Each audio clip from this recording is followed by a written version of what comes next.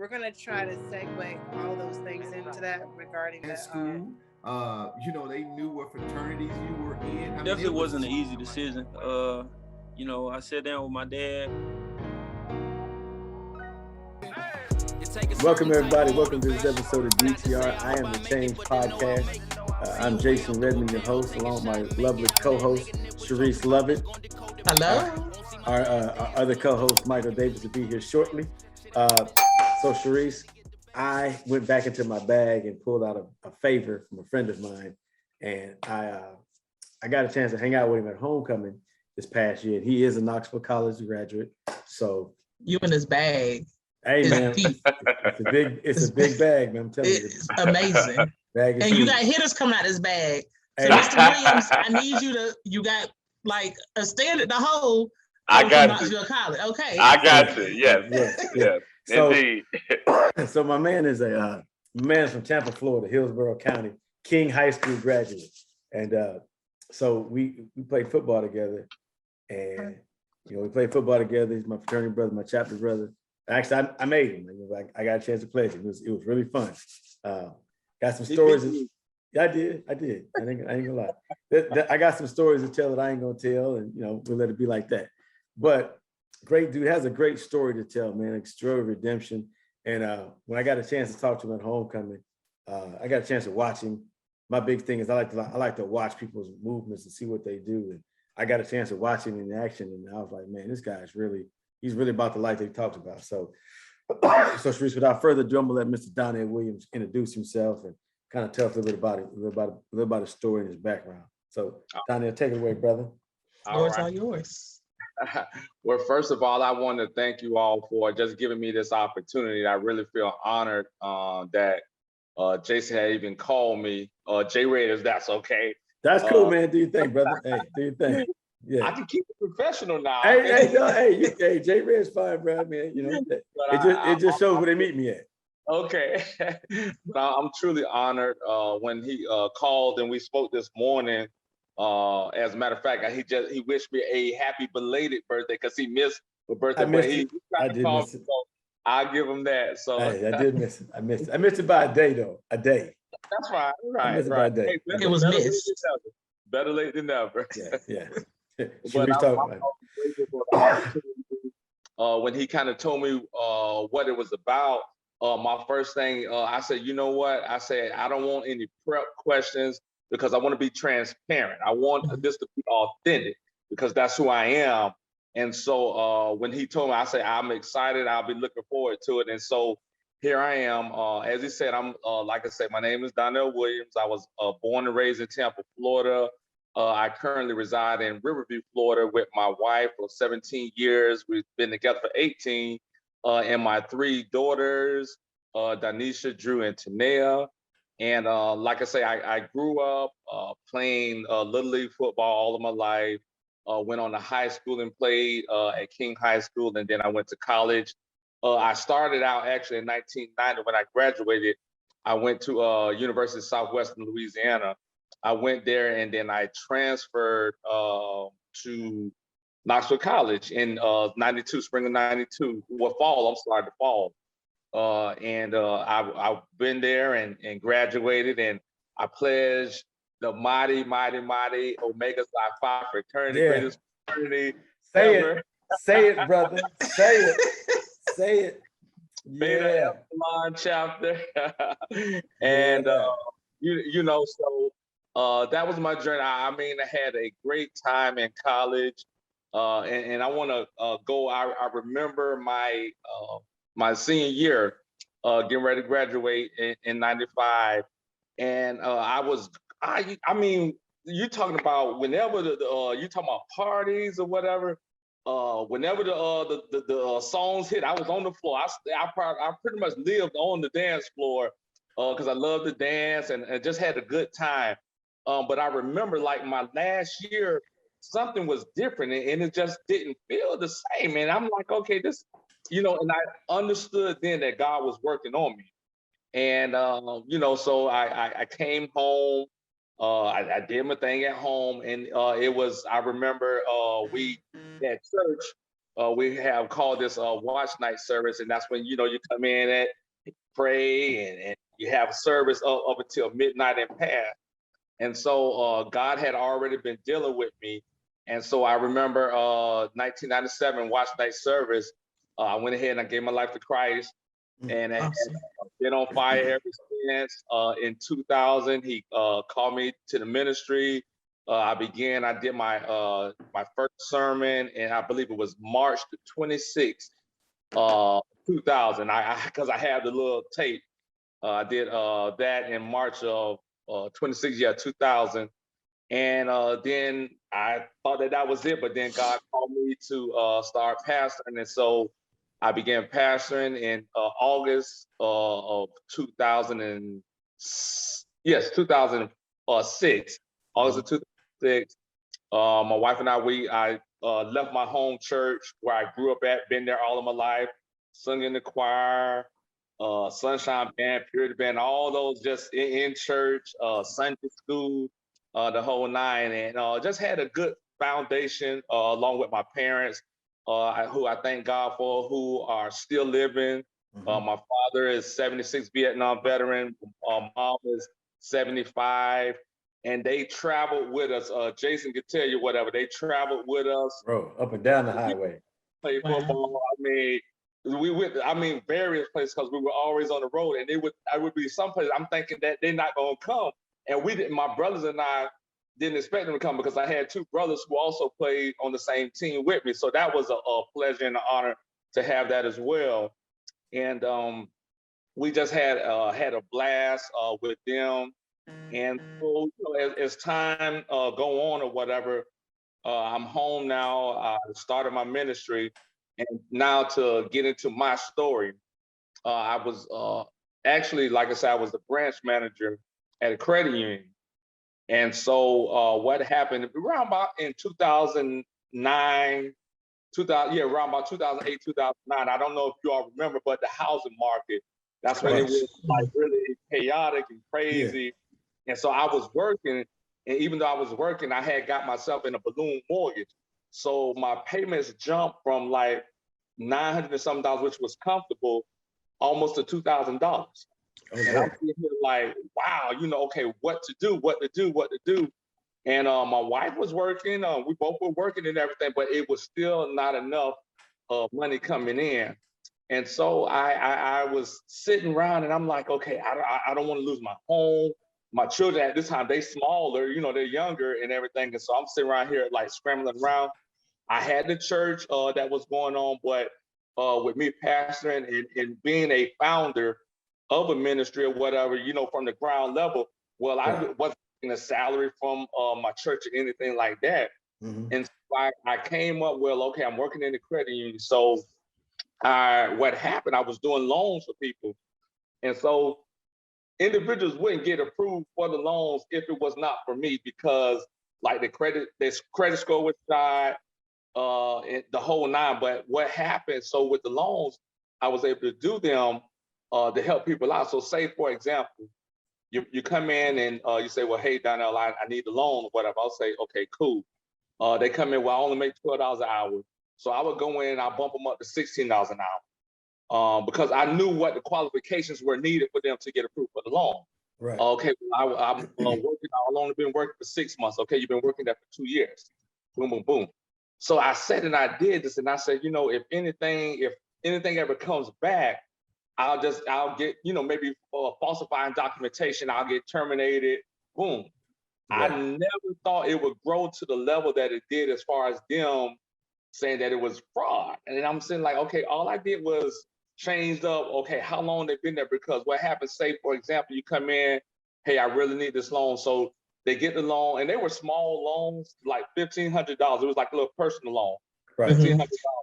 So boom, I disperse the loan, I give them the $1,500, they give me $200 underneath the table. Okay, cool, fine.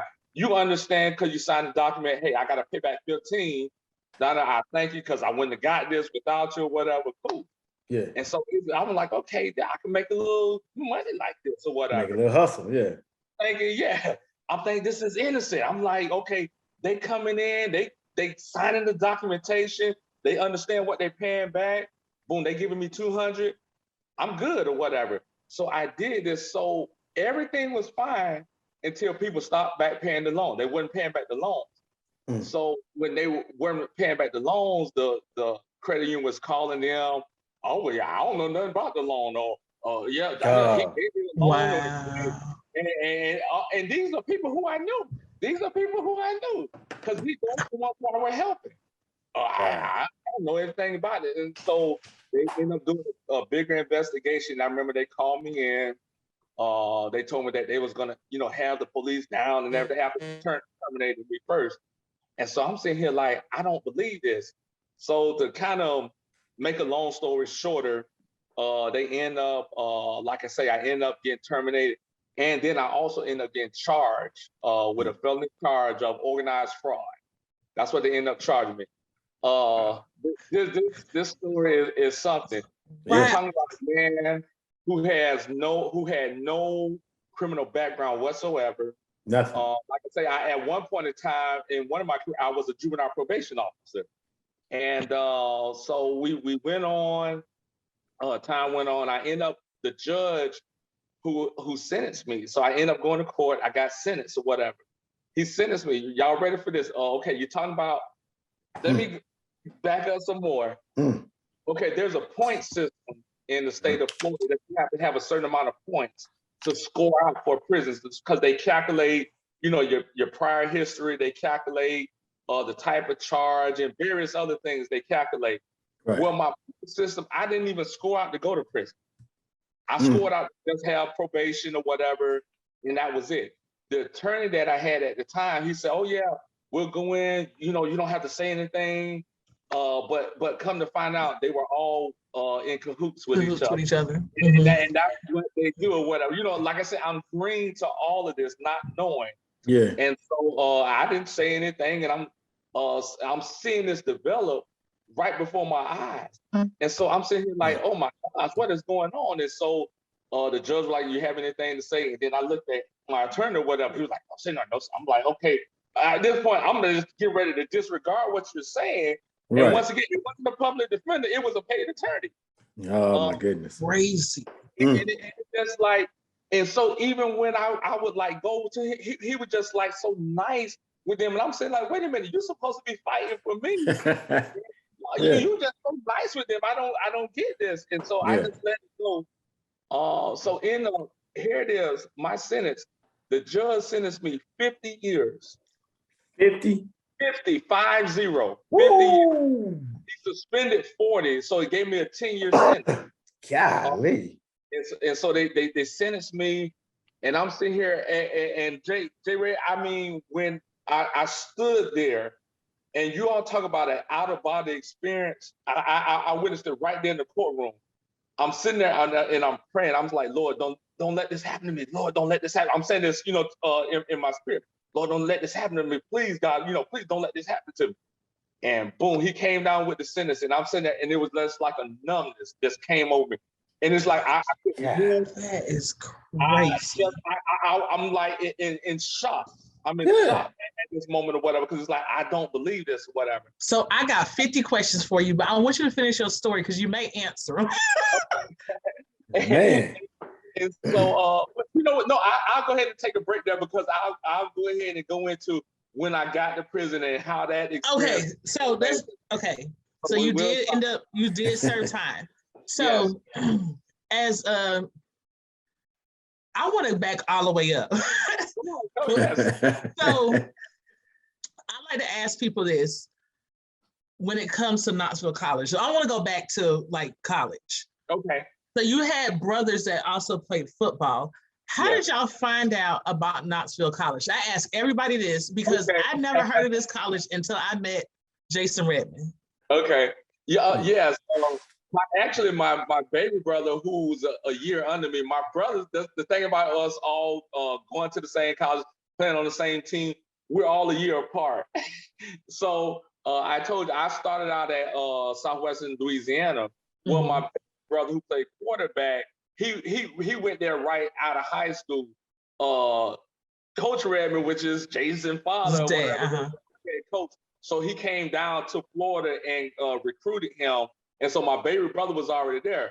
So when I was in Gotcha. school in Louisiana, I wasn't given like a fair shake as far as I felt to play and everything. So he was like, man, you need to come on here with me or whatever. Well, this is my baby brother. We've been playing ball all of our lives together. You know what? Let me go ahead and go to Knoxville. And so that's how I ended up at Knoxville. No, so how did Brian get there? Brian, the same. What Brian had, he was on academic suspension in Louisiana, and so he didn't want to go back or whatever after then, and he didn't have to worry about sitting out coming to Knoxville. And so your dad or whatever had talked to him, and he was like, you know, why don't you come on here? And of course, Dre and myself, we recruited Brian too. Was like, man, come on here where we at. So he ended up coming. I got you. That's what's up. That's what's up. So I'm a fellow Floridian. I am. I'm from Delray Beach. So I'm from Atlantic side, but I'm actually moving to Gulf side next month. I'm coming down to Sarasota. Jason, don't make that face. All right, man. Yeah. So I am so excited. I only found out 51 minutes ago, but it's okay. Yeah, I told them tonight that I was leaving North Carolina. No, but to fast forward to the sentencing of a 50-year sentence, 40-year suspended, 10 years basically you will have to serve. Yeah. Did the thought of that 40 years hanging over your head after, because that means you would have had to serve it once you served your 10 years and if you got into more trouble, right? Right. That's how, okay. So how does that feel? Because how old were you? Can I ask that? When is that? Yeah. Oh man. I was early. So I was like 30, 31. Yeah, like 30 years old. So the fact that a first time offender on with all of this, that means like if you would have been in jail till you were 80 years old. Yeah. White collar crime. Yeah, that's crazy. Didn't harm anyone. And then I served time. The prison that they sent me to was a maximum security prison. The very first prison I went to was a maximum security. So I'm in there with people who have life sentence, double life sentences, who's not ever getting out or whatever. That's where they sent me at. They sent you to the maximum security prison for fraud case. That's crazy. Yes. Oh my God, that is. And now let me go a little further, and then you all can jump in at any time. Well, I end up out of the 10 years that I had served, I end up only doing 4 years.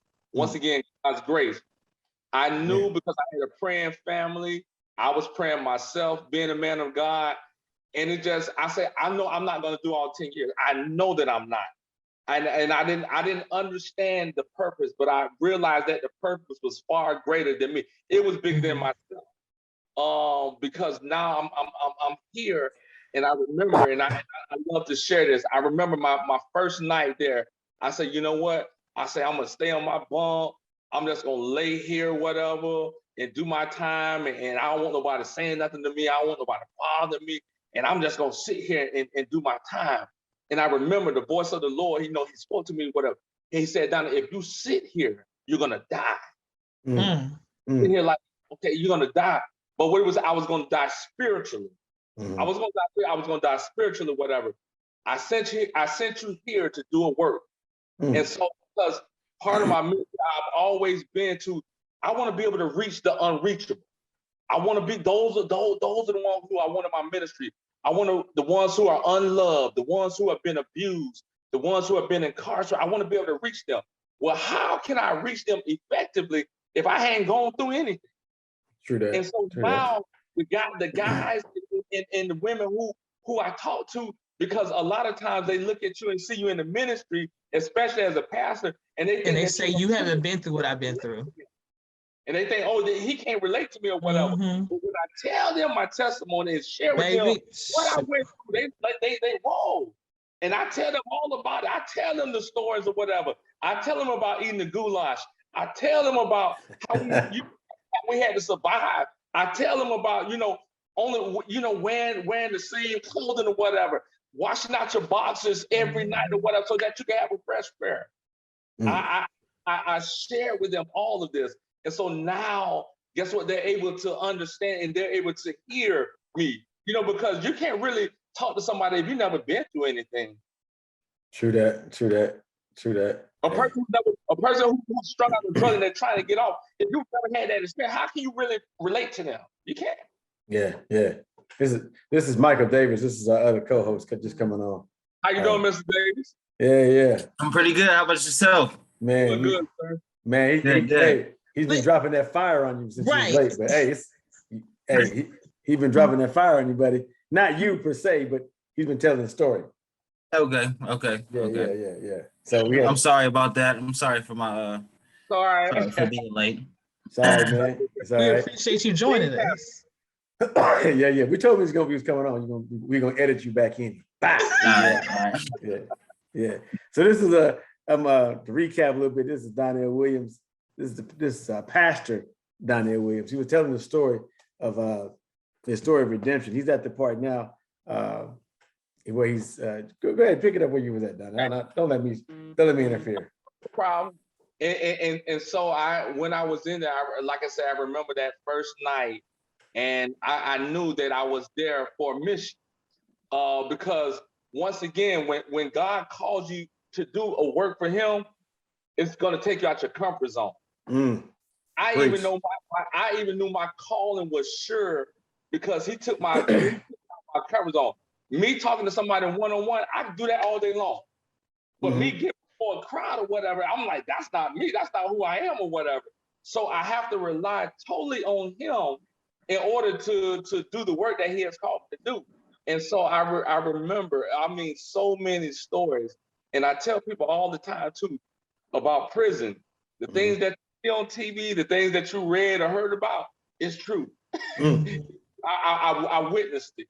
And so I'm sitting here, but one thing I remember, and it touched my heart so, because it was a guy who was doing a life sentence. And they started calling me Rail. They was calling me Rail, but it's not because I wasn't walking around carrying the Bible, because I couldn't, but I lived the life, and they saw there was something different about me. And I remember the guy, he told me, he said, man, he said, I watch you, just like how you did, Jay. He said, I watch you. And he said, man, people come in here all the time talking about, professing Christ and the Bible and stuff and everything. And he said, then the next thing you see them, they back in the back with another boy or something or whatever like that. Or they, but he said, man, some of us, we belong in here. He said, Real, this don't even fit you. He said, you don't even belong in here. And it really just touched my heart, because then I realized, I said, you know what? I got a purpose that I got to serve. And so I had to be able to stand in the midst of all of that, seeing everything that was transpiring or whatever. But I knew that my purpose, when I began, when I got out of my pity and realized, you know what? I got to do this work. And so being able to change and to impact lives of men who we're talking about murderers, we talking about rapists, we talking about killers who's not ever getting out. Never getting out. I had to live the life before them so that they could see Christ in me. Because other than that, those men would never know Christ. And a lot of times people don't know Christ until they see Christ that's on the inside of you. And so I went on and I began, like I said, on my mission. Something unique happened when I was there that's not supposed to happen. An inmate is not supposed to pray for a guard, a sergeant at that too. And I'll never forget, I was working up front, and the sergeant, he pulled me to the side and he said, inmate Williams. I said, yes, sir, whatever. He said, I watch you. And I know who he said, I'm going through a illness. He said, can you pray for me? And I prayed for him. I prayed for him, whatever. And that was a testament of, it was important for me to live who I am, to be who I am. And I said, God, you put me out of the element of a church in a pulpit. Now you just don't open up a bigger pulpit for me. And I began ministering. I began helping guys, and they would play spades or dominoes or whatever. And my thing was not to just sit on my bunk, but I went there and I played with them. I got engaged with them. I was able to talk with them. And it's so funny because once again, you have these guys, once again, like I say, who murders, killers the whole time. And so when I get around or whatever, they'll say, and they may cuss or so, oh, my bad, Rev. And I say, y'all be y'all. And it was the respect that they had for me. And it was just so awesome, guys, because they hadn't taught the loved ones. I was very fortunate. Like I said, my family was there with me through thick and thin. And so I was able to, to call them. And so a lot of those guys, they hadn't talked with their loved ones because, no one was coming to see them, or they didn't have money on their canteen or anything like that, or the phones, or they couldn't use the phone. And so I was an avenue for them where I would have my parents, hey, call. They would say, Rev, could you get this message over to my mom or whatever? So I would have to have my mom or my dad to call their people or whatever, the related message that, hey, they need some money or whatever. And my mom, she had no problem at all doing it. And so to see guys coming up to you crying, it was just such a wonderful feeling because I understood that my purpose was far greater. Because like I said, if it was left up to me, I would have never gone or whatever. But hey man, I feel you, man. I knew it was. So, dog, hey, that's bro. What's up? So I'll be honest, I heard some of the story prior to, but I was like, I watched, at homecoming, so I'll be like, we watch this joke. Everybody, everybody come back to school, they're pastor now, and they preach. They don't found God. God bless them. I mean, I'm not talking bad about anybody, but that's to watch you, man, in your walk. Like I remember when you came back to homecoming after all this happened. Like you were kind of like standoffish, like, man, I don't know how I'm gonna get in the mix. I'm like, man, just go, just do what you do, man. Get in the mix. But it was good to see you doing what this year was great. This like your third year back. Yeah, third year. Yeah. So it was good to see you back in your element, man, and just being back in there, talking to the bros, hanging out, But when it was time to do bruh stuff, like you were like, nah, man, y'all go ahead and do it. I'm gonna sit over here. I'm gonna stand here in the corner. And y'all go ahead. Don't worry about me. I'm good. And I was like, yeah, he's different. Yeah. How did you get to serve your sentence to go from 10 to 3? You said 4? 4. I'm glad you asked. Like I say, some things I may miss or whatever. Well, what happened? My family ended up hiring another attorney after they fired that one. Yeah, fire him. And she was the sister. My second was a sister, and she went in like I had expected, like a bulldog. And so she ended up finding things because in my case, it was several what do they call it? It was several points or whatever where I was able to challenge my sentence. One, the judge who sentenced me, now remember this, I told you all the sentence he gave me. Well, the judge who sentenced me, he sat on the board of the credit union. So of course, he should have never sentenced me. He should have recused himself from my case. But he knew this or whatever, and so he went ahead and sentenced me anyhow. So that was one that I had. Another one, because they over-sentenced me. Remember, I told you I didn't even score out for prison or whatever, but they went ahead and sentenced me anyhow. So it was not an abusive sentence, but it's something that they call where they over-sentence. Like it's excessive. Yes. Yeah. Or whatever, the whole nine. And then it was one other thing. It was another step. I forget what that one was. But so I had like different things or whatever to beat it. So I remember they brought me back to the county jail, and my new attorney, she came over to see me because she had always been in constant contact with my family. Like I say, she's even now a family friend or whatever, and she's real close to my family. And she said, I'm gonna get Donnell home or whatever like that. And so I remember she came. She said, well, this is it. She said, everything is done. They willing to offer you probation. She said, Donnell, you can do that, or either we can go back and fight the charges or whatever. She said, now you have a strong case and we can beat it, but everything will have to start all over again or whatever. She said, now I She said, you've already done it 4 years. She said, just go ahead and accept it or whatever, but you getting out or whatever. I said, I'm getting out when? She said, you getting out or whatever. I said, run that then. She said, well, Yeah. she said, call your wife. She said, call your wife and let It's her time to go. Whatever like that. And I remember calling my wife and I told her, she said, baby, ain't nothing to talk about. She said, you coming home? I said, yes, I'm coming home or whatever like that.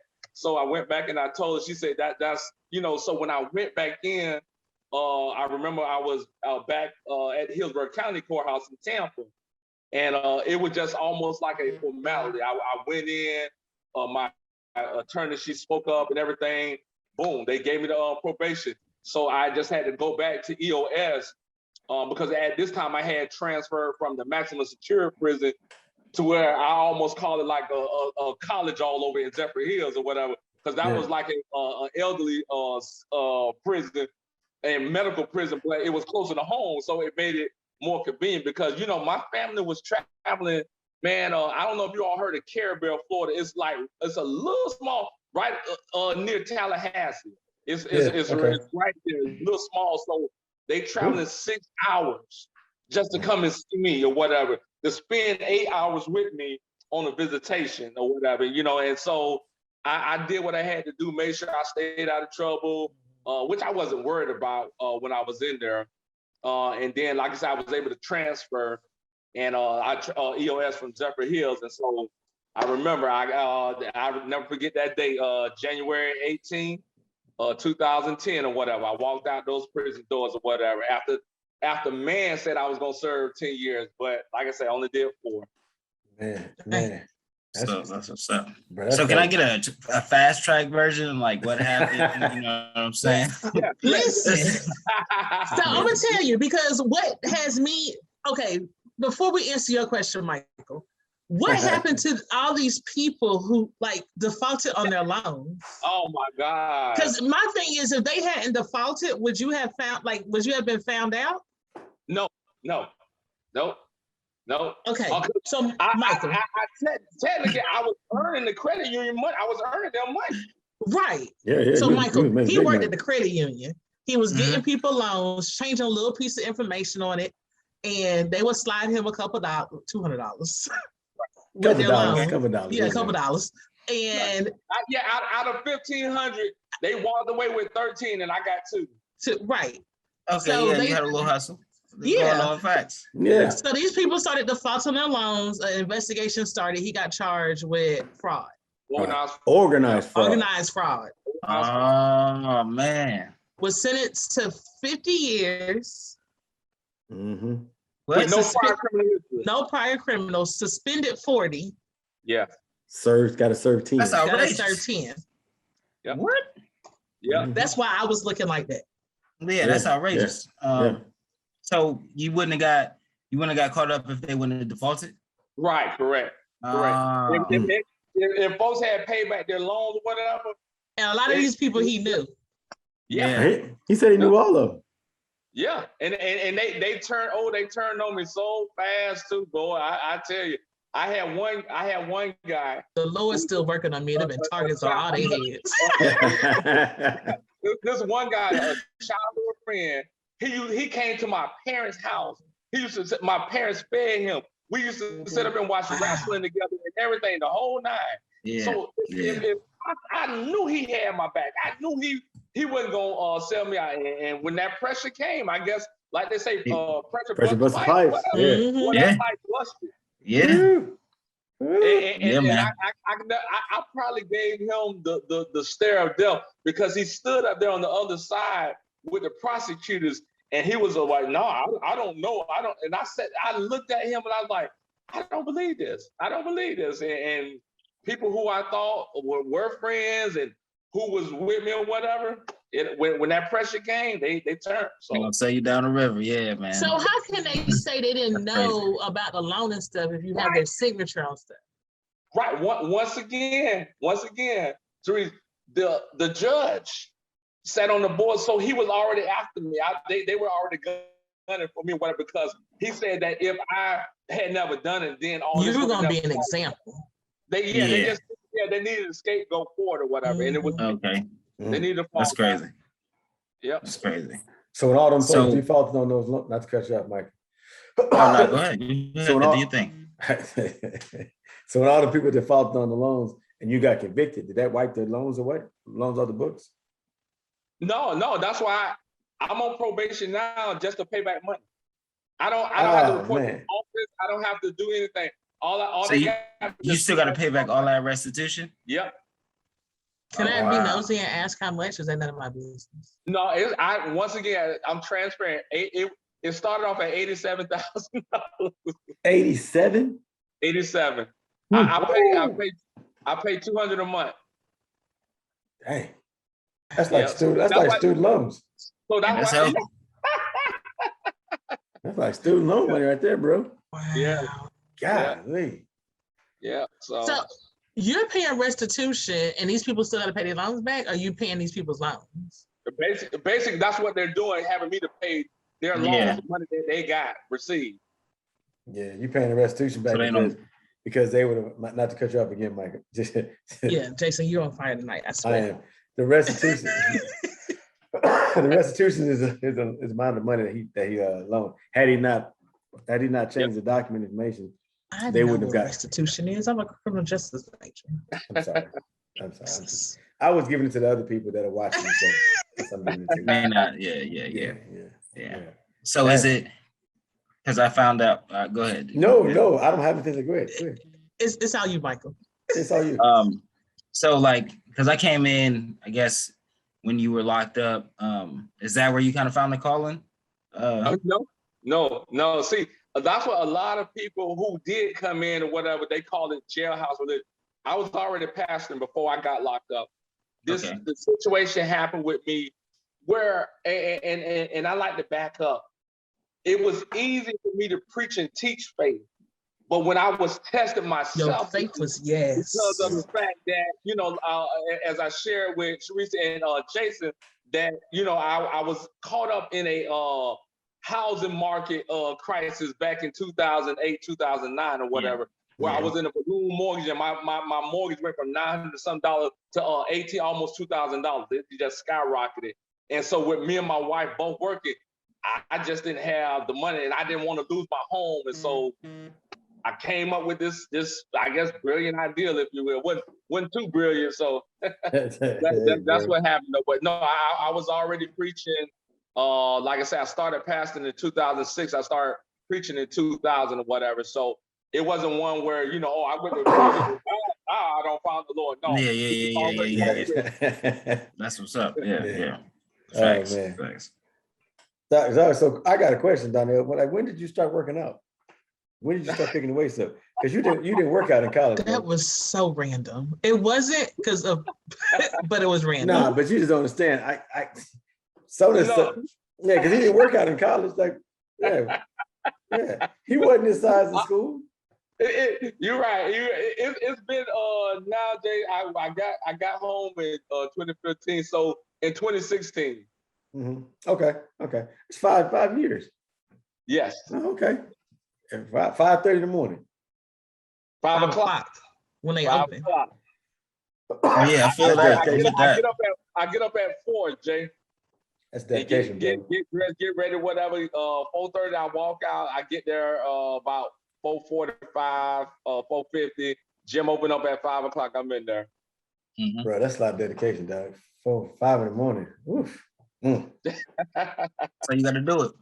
Yeah, so you got to do it. I get up at 2. I get up at 2:30, jog about 2 miles, and then I hit the gym after work. See, I can't do it after work. Oh, yeah, I know I would be no good.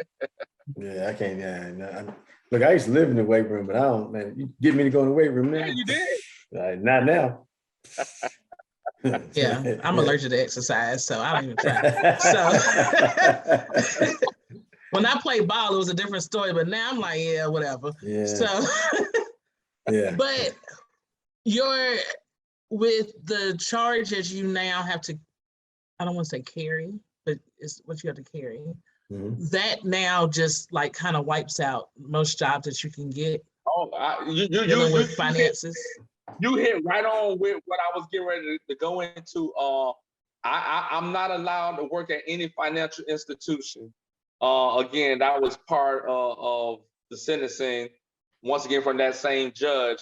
And it's been such a challenge. I mean, as far as like working, I remember when I first got out, and it's bad, and I want to back up a little bit, and I really, my heart goes out to men and women who have served their time and have gotten out, because it's one thing when you get out. I mean, once you serve your time and you get out, you still serving time, Right. because people won't give you that opportunity.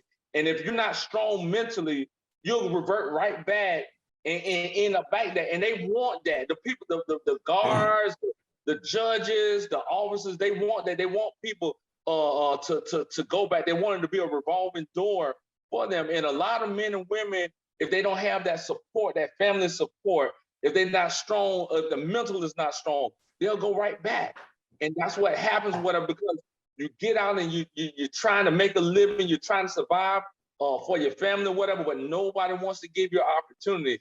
And I thank God, because where I am in Him, and strong family, having a strong wife who love and support, who roll with me through thick and thin, who stands by my side, my brothers, my family, whatever, and my entire family. I had that support system. Well, there's a lot of people, they didn't have that support system. Right. Yeah. They don't have it, you know? And so that's what my heart goes out for them. You know, here I am now. I've done my time.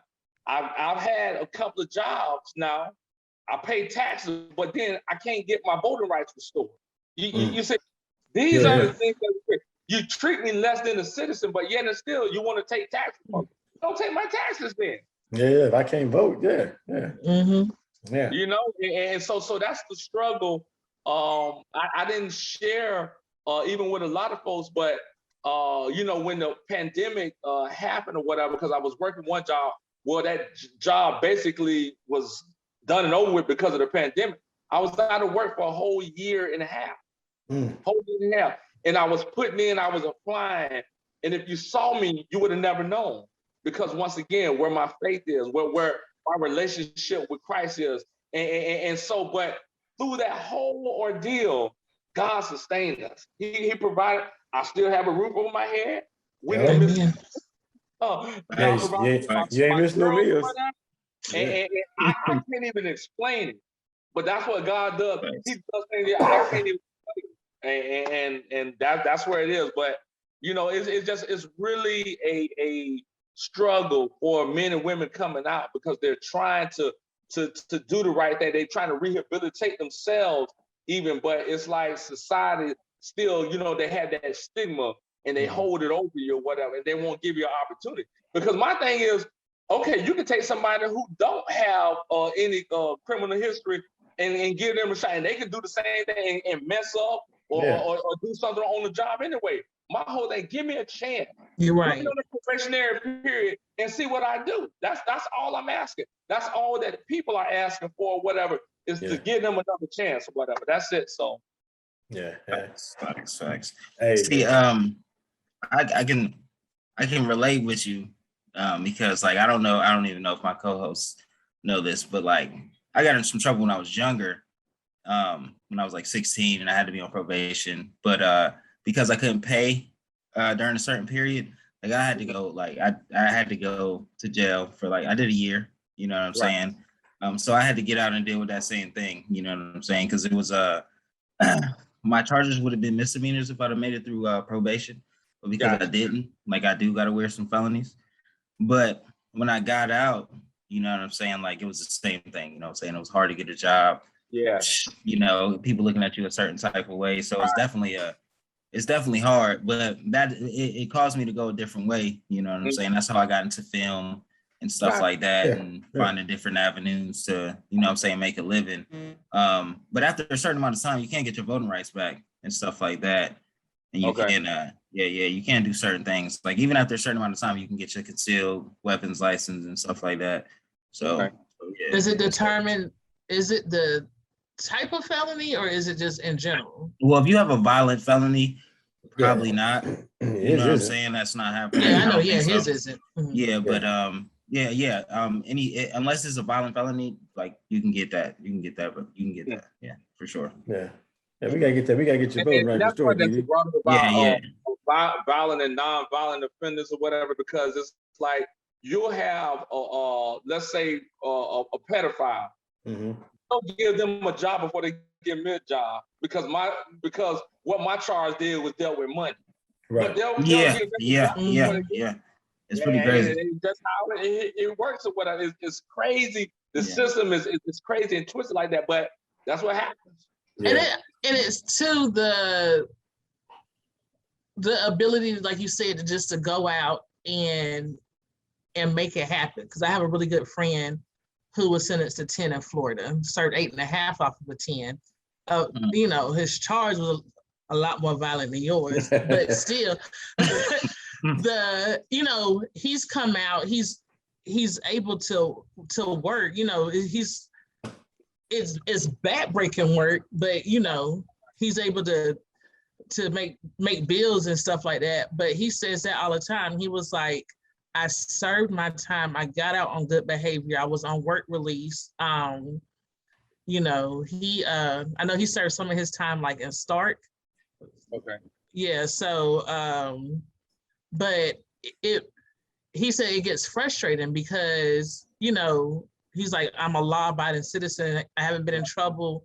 Had one run-in with the police, and it was a speeding infraction. But he's like, you know, let me now live my life. Right. So I totally get it. I totally get it. Yeah. Maybe it's a job in politics for you, Didi. Who knows, man? Who knows? My whole mission now, man, is just to try to help people, give back, definitely give back to the Black community.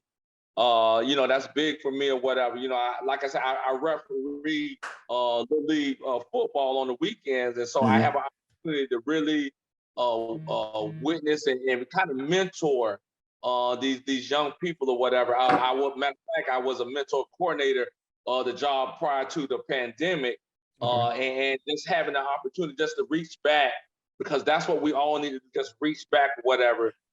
Try to tell our kids, and one of my biggest things, try to tell young people, man, don't ever get caught up in this system, because once you get that label, it's hard to try to, you know, make a living for yourself and try to, because that's what they want us. Bottom line, that's what they want. I call it organized slavery. I agree. Oh, definitely. How do you work somebody but don't pay them? Yeah. The goal is to get as much out of you as you possibly can, because when you were in what is it, an indentured servant, you can't have slavery unless somebody's incarcerated. Then once they're incarcerated, then it's okay. It's okay to get free. That's why that recidivism rate is so high. People just keep coming back. That's why like the programs within the nonprofit is so important. Like, because just like I know the process I've been through, what I've been through, and like I'm trying to get mine expunged now, and that's a process. It's a costly process, so it's like you don't want to have to go through all that. You know what I'm saying, to get your life back. So it's definitely important to get these kids to you know. Yeah, you got to pay money to get your life back. Not to cut you off, and I'm sorry. You got to pay money to get your life back. I know, Shreese. I'm sorry. It's me and Mike. He's good, man. Yeah, it's terrible, man. For things to happen the way they're happening, especially if you got somebody that's in prison and they come out and they can't find work, but at the same time, I'm out, I can't find work, but you want me to pay $200 a month to pay restitutions. And if you don't pay restitutions, you're going back to jail, aren't you? You're going back. You got that hanging off your head. Yeah. Right. You see how it's set up for you to fail or whatever, you know? Exactly. And here I'm a college educated man, but it's like, you know, my mentality was I gotta work, I gotta find something, whatever. I was delivering pizza, whatever. Pizza Hut gave me my first job when I got out or whatever. And man, I'm telling y'all, when I got that, I did it with pride. Yeah. I did it with pride. With the little hat and stuff. And once again, it allowed me, because guess what? My element, I was able to meet different people because I was delivering to them, and I brought something to them or whatever. Where I brought a spot, and I love children or whatever. So I had opportunity to play with kids, and they just giving me hugs. Oh, mama, the pizza man here, the pizza man. I really put, because that's just who I am. And, but I did it, and I'm sitting here like I'm sitting around here.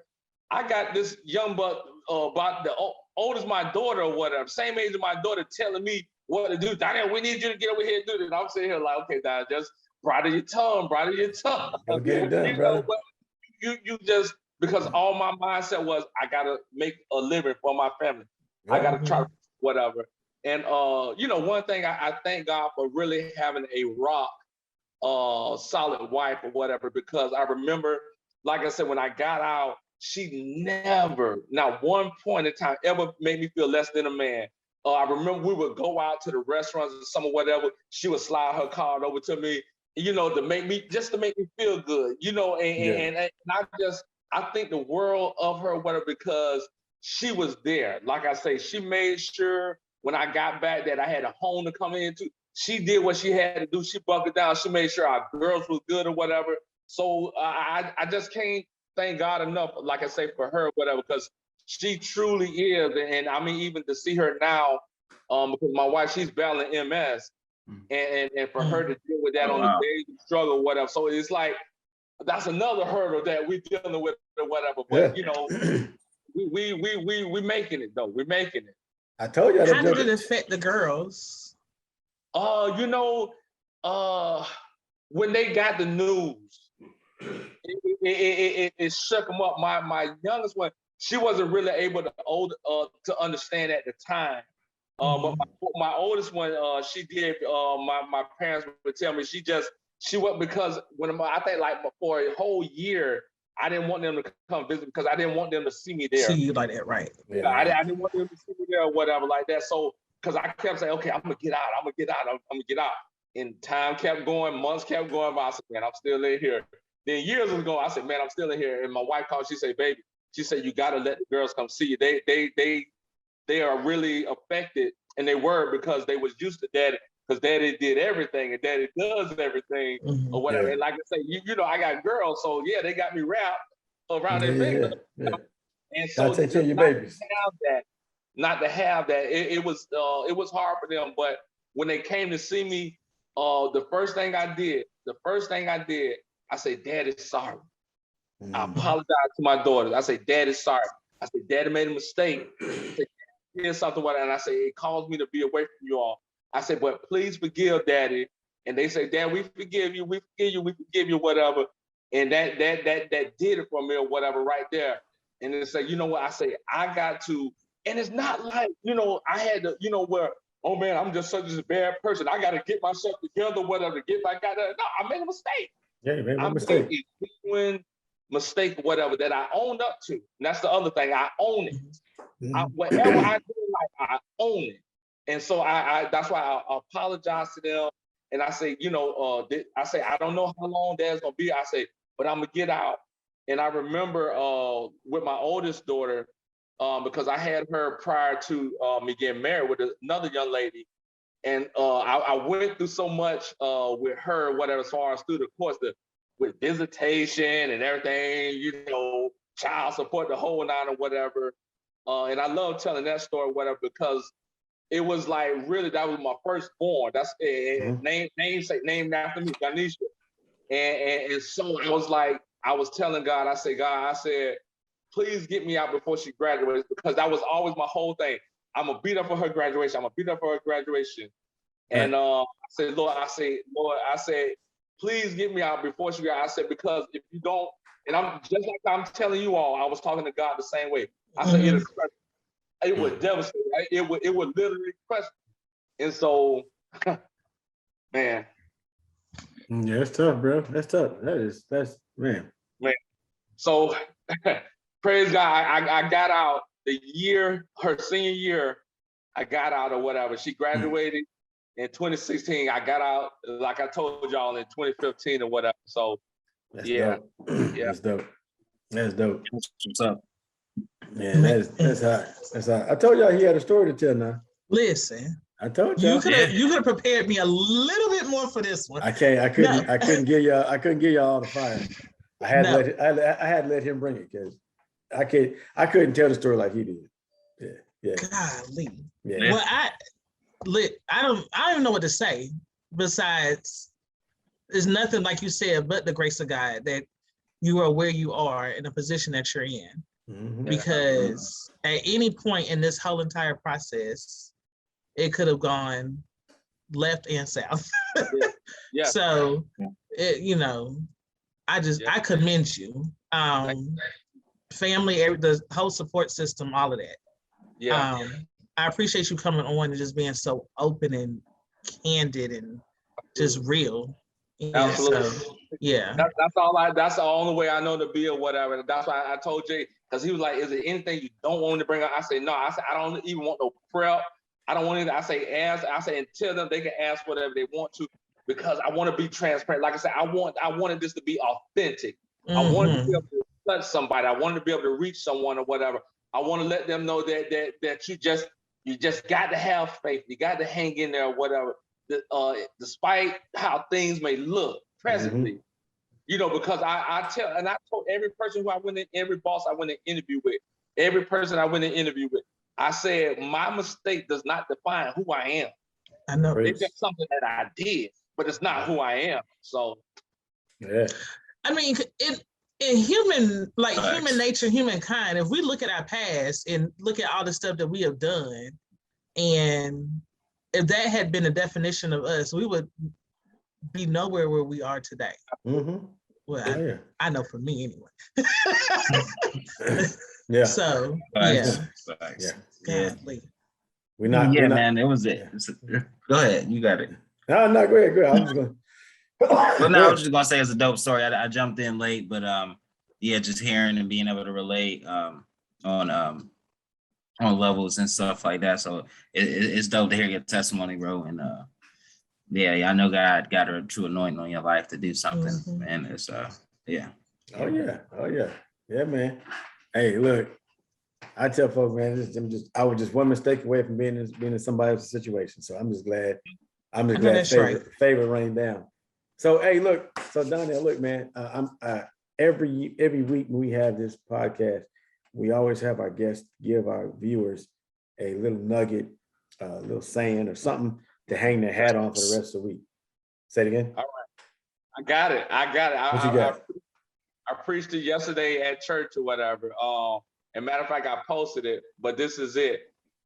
No matter what trials you go through in this life, no matter what trials, no matter what obstacles, no matter what challenges you go through in this life, no matter what disappointments, no matter what setbacks you go through in this life, as long as there are no numbers after the dash, you got hope. Maybe. What I mean by that, there's a lot of folks. My birthday was celebrated yesterday. There's no numbers after the dash. I still got a chance. That's right. That's right. Numbers come after the dash after you got your birthday. Yeah. You got the numbers after the dash. That means That's it. So as long as there's no numbers after the dash, you can make it. That's you can survive. You can get through it. Well, you better preach it, baby. We're gonna take a ball in a minute. Time to pass that plate. Boy, look, cat. Hey, we got the cash app you, cat.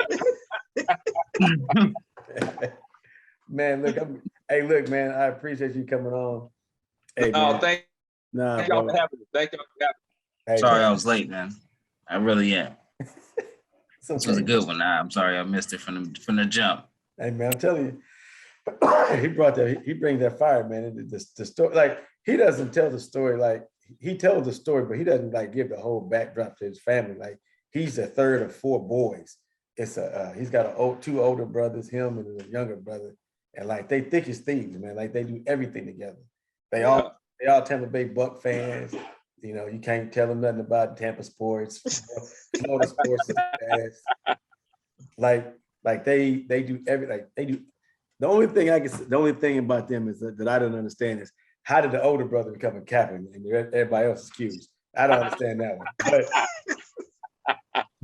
I don't ask no questions. But yeah, man, they thick as thieves, man. It's a genuine family. Like they're real good people, man. So from the bottom of my heart, man, I want to say thank you for coming on and telling me. Yes, thank you so much. Yeah. Oh, my pleasure. My pleasure. And like I said, thank y'all. Oh man. You could have asked anybody else or whatever. So I counted it an honor because, like I say, you all, reached out to me and asked me whatever. And I don't take that for granted. Any opportunity, any platform I have to share my testimony I'll share it. Hey man, give a shout out to your church, man, so you can your church. Yes, church sir. Yes, sir. Absolutely. Yes, sir. I pastor House of Praise Church of God in Christ. We're located in Tampa. Also, you can follow and like us on Facebook. That's House of Praise COGIC 17. I have a lot of my sermons pre-pandemic that's on there, whatever. So you can check out a couple. I'm sure that there is something on there that will enlighten you, uplift you, inspire you, because every message that I give one of encouragement, enlightenment, or inspiration. I model my preaching after Jesus, because Jesus never taught fire and brimstone. Jesus' message was always to inspire, to uplift, and to encourage. And so I have something on there. Like I say, please follow us on Facebook, House of Praise COGIC. We'll probably start back going live again at the beginning of the year, because we just actually went back into the building, but we're still taking safety precautions as far as social distancing, face masks. We scanning everything, the whole nine or whatever. But like I say, so we haven't been recording, but I have a lot of good word on there too. That's House of Praise COGIC 17. You'll see my picture along with my wife and my girls as well on there. We're in all blue, and so you'll see that as far as on our page. So, All right. Okay. So, hey man, again, bro, appreciate you. I'm gonna see you at home. Hey man, I got the dates for homecoming for next year too, bro. okay. Jason, y'all just came back. Hey man, you gotta stay connected. You ready for next year? So here's the thing. Here's the thing. Yeah, y'all milestone next year, Jay. Hey, but listen to the dates, bro. Listen to the dates. October the 6th through the 9th. Tell me Your what birthday. happened. Bam. Ooh. Ooh. Brian's birthday the 6th. Hey, I know. Wow. Michael, we gotta go to Knoxville College homecoming. We might have to. Yes. We really might have to. Listen, bro, I'm ready. Yeah. It's about to get it in. Hey man, Is his birthday too? Shoot. And it's on a Saturday too. It's on a Saturday, so I'll be there on my birthday. Yes. So yeah, man. Yeah. But hey, man, again, thank you very much, man. You've been man, it's a blessing, brother, and I can't say thank you enough. Oh yeah, I was touched by this one. Yeah, thank you. So thank you. Yeah, it was amazing having you. Sorry for my tardiness. Again. It's all right. It's all right, Mike. No need to apologize, sir. It's okay. Hey, things happen, life happens, or whatever. Hey Mike, like I say, as long as there's no dash behind the door. No dashes, brother. No Absolutely. You got another opportunity. I like that. Yeah, I like that. Go ahead and take us on out of here. Yeah. All right. Well, if this is your first time tuning in, please like, subscribe, and continue to follow us on this journey. If you've been rocking with us, please keep on keeping on, because we have a lot more amazing episodes to come. I'd like to thank my two co-hosts. It's been an amazing episode. Jason Redmond and Sharice Lovett. Hit a moment. And I also like to thank our amazing guest for coming up here, Mr. Donnell Williams, sharing his testimony and just blessing us with his presence. It's been an amazing episode, and I wish you the best in your journey, bro. Thank you, sir. Appreciate that, Mike. Thank you so much. Thank you. Thank y'all, Jason. I appreciate y'all. God bless you all. Love you all with the love of Christ. You all be blessed. And my prayer is that y'all podcast will just grow and expand. And you all continue to be a blessing to so many others. So thank you all again. Thank you. I received that. Your mouth to God's ears. We'll take it. Absolutely. We are DTR Incorporated, a nonprofit organization geared toward uplifting, inspiring, and empowering communities all over the world. And once again, thank you for joining us. Have a good night. All right. All right.